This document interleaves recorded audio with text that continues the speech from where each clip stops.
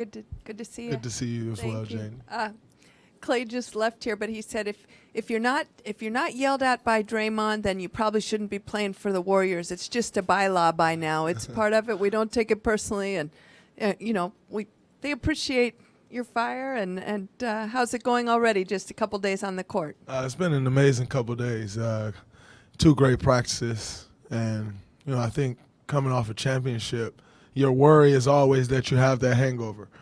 Now, quite frankly, you're not certain that you don't have the hangover only after 2 practices, but you get a good sense of the guys that you have, of the team that you have, and I think for me, it's a very comforting feeling coming back and just seeing guys humming and connecting on all levels, and that's what it's about. You don't want to get out the gates to an awful start, although that's always possible, and it's something that could be corrected. You want to get off to a good start. So I think that's our focus, and looking to have a successful run defending the championship. Mark Spears, ESPN's Landscape. Hello. What's up, my brother? How you doing? I'm amazing. Tell me about the thought process you had when you made your Sarver comments. How much of it did you read? Did you talk to LeBron and Chris, or did you just come up with your own take, or just guide me through what you eventually said, and perhaps also it seemed like things, I don't know if you were to tip of the iceberg on it or whatever, but things seemed to change like shortly after. Just your whole thoughts on the Sarver situation. I didn't talk to many people about it. I kind of read what I read, and I listened to everything everyone else said. And for me, I think my thought process was as such. I've always said, be sure and certain in what you're asking for. So many times you come out with these ask, and it's like so general that you give someone an out just because the ask is not quite it's not quite as particular as it should be. And so for me, I just wanted to ask the questions that I asked. If this is governed by a vote, then why isn't there a vote?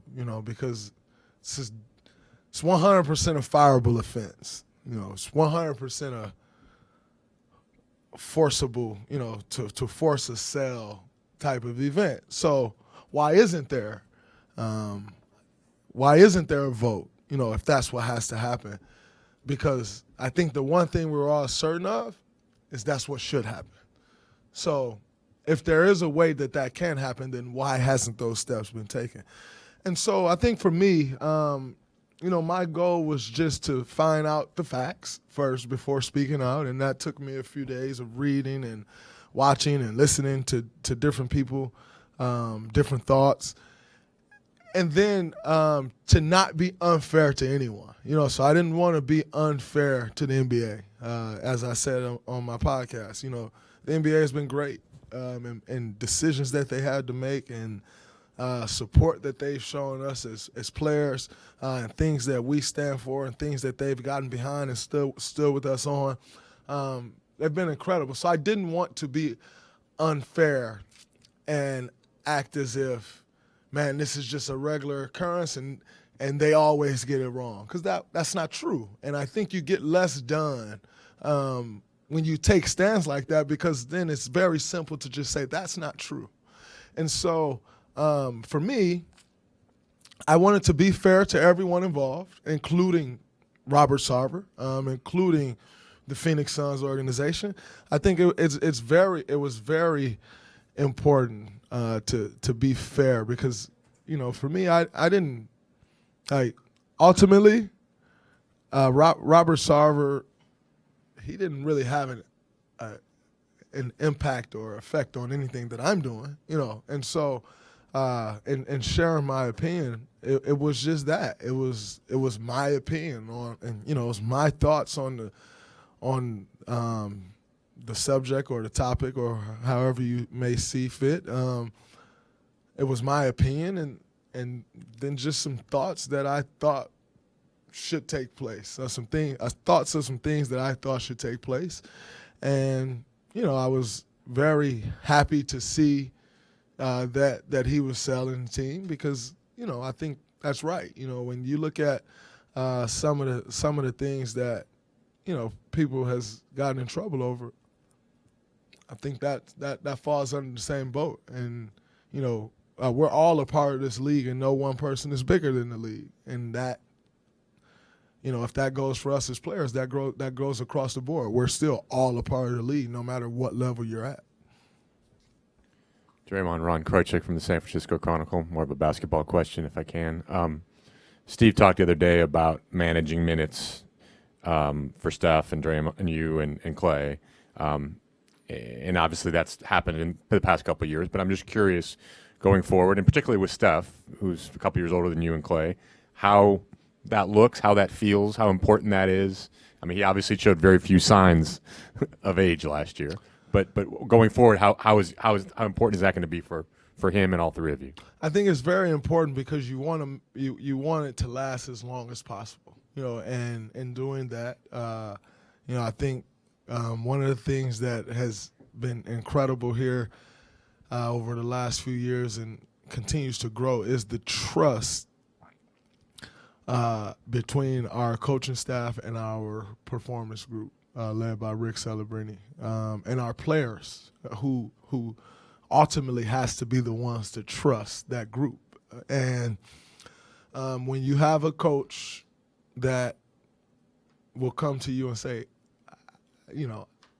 I don't care what it is, I don't care what it takes, just want to make sure that you're right come opening night so that you're as healthy as you can be throughout the season. That's a very comforting thing because it's not always that way, And when you have a training staff or performance staff, like I said, led by Rick, that comes and will echo the same thing, and everything that they do is to get you there, then you just trust them. And so as much as, there are times where they'll come and they say, hey, this isn't, this probably isn't a good game for you to play. And, at times you can get caught up in just the competitive side of it. Like, no, I want to play. They don't get much argument back from us anymore, from myself, from Steph, from Clay, because that trust has been built. And so, as far as managing minutes and different things like that, I would love to sit here and tell you, hell no, I'm fine and I just want to play as much as I want to play. But the reality is I trust our coaching staff. I trust our performance group. They've been incredible for us. David Taylor with the sports science is absolutely amazing, and the things that he's been able to teach us about our bodies through all the data that they collect is incredible. So you just kind of trust in that process that they've taught us, and you roll with their recommendations. Hey, Draymond, Dieter Kurtenbach, Bay Area News Group. You guys, mainly the veterans last year, justly really enjoyed reminding people, hey, we won a fourth here and proving a lot of people wrong. Is that specific chip on the shoulder still there, moving to a fifth championship, or does that have to morph a little bit now? I don't think it's the same chip. I'd be lying to you if I told you it was, but there are chips. There are chips, and there's no shortage of chips. I can tell you that.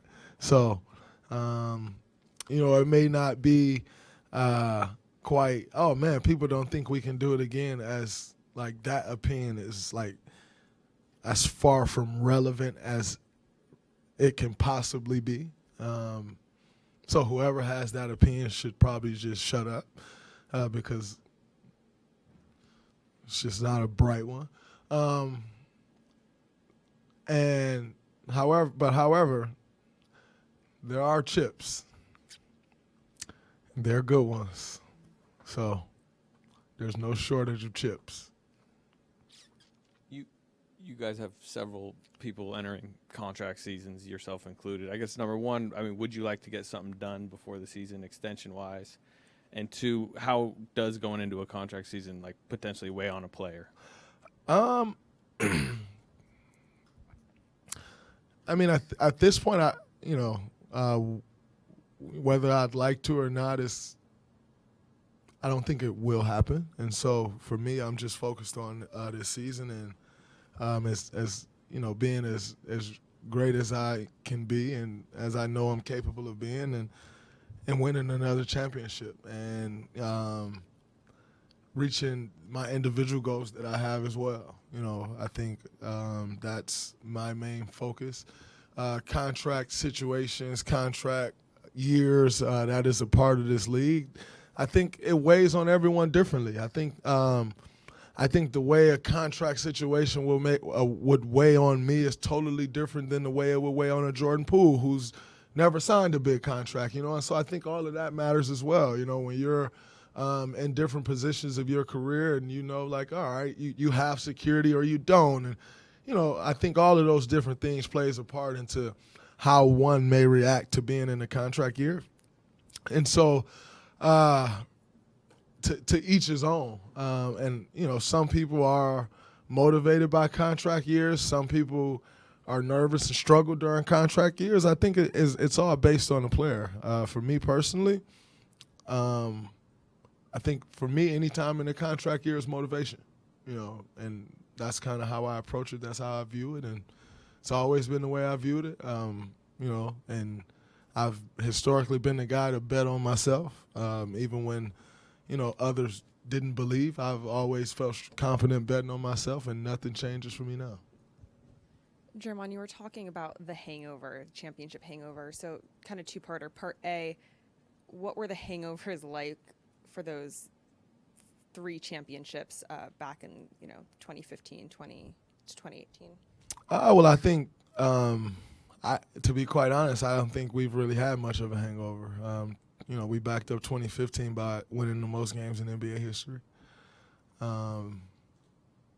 You know, then we lost in the Game 7, then we won a championship again, and we backed that up by winning another championship. And then we backed that up by going to another NBA Finals and ultimately losing that NBA Finals. So I don't think, you know, if there was any season that may have been a championship hangover for us, maybe it was 2019, just after doing it over and over again. But even then, I don't think that was like, oh man, we have a hangover from our success. If anything, it's like, all right, let's manage ourselves to get to this day so we can do it again. And so I don't really think we've experienced much of that, but it does happen. And you have to, in order for it not to happen to you, you have to be aware of it and know that it is possible and then do the things necessary that it takes so you don't go through it. Yeah, that was kind of like my part B of the question is, you guys talked so much about how this past championship felt different because of what you guys have gone through. Does that put you at higher risk for that hangover? Or as you were saying, you have so many chips on your shoulders still that it isn't really a concern? No, I don't think it puts us at higher risk. You know, quite frankly, for us with this group, you don't know how many opportunities you have left to do it again. And so because of that, you have to take advantage of the ones that you do know that you have. And for us, the one that we are certain that we have is this year. And so you want to perform as good as you possibly can. You want to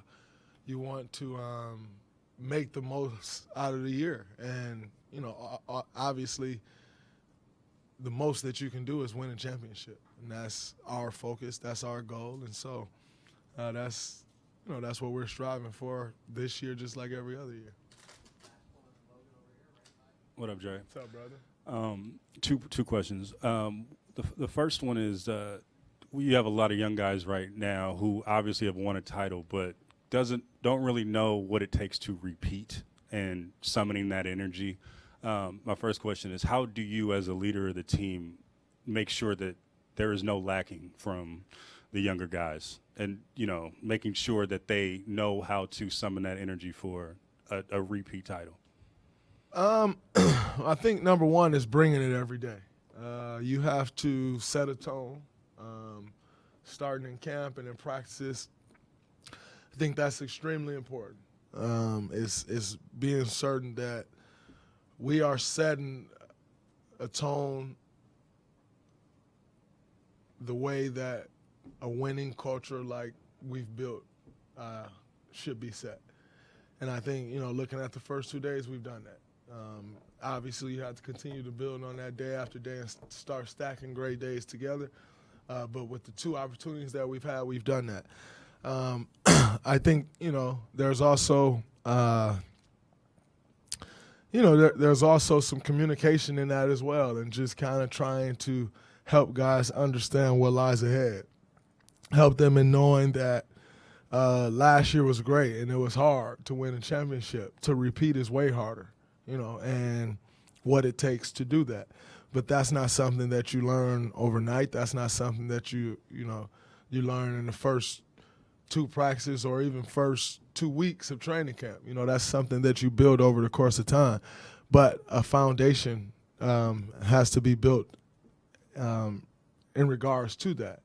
And so you start right away, just trying to help guys understand what lies ahead. And I think with us having, so many guys that's been there before, myself, Loon, Steph, Clay, Andre, Steve, Q, Drew Yoder, like you have guys, Raymond Ritter, you have guys all around you that has experienced that success.